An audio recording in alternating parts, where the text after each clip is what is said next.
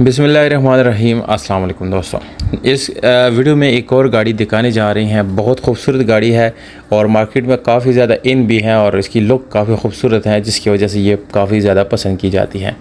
Toyota ग्रैंडी 2021 model 1.8 Islamabad number के साथ है। गाड़ी में सनरूफ और पुल ऑप्शन मौजूद हैं। सनरूफ भी एक ज़बरदस्त ऑप्शन है, ज़्यादातर लोग इसको बहुत ज़्यादा पसंद करते हैं।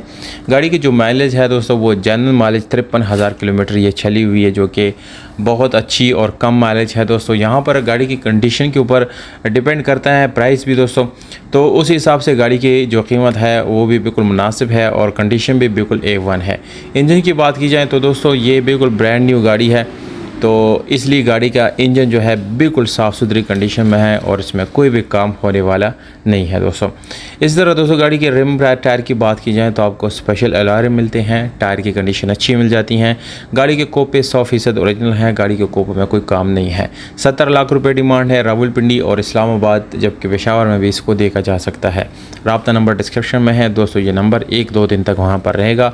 जैसे ही गाड़ी सेल होगी, नंबर वहाँ से रिमूव कर दिया जाता है। उसके बाद आपसे गुजारिश है कि राब्ता ना करें।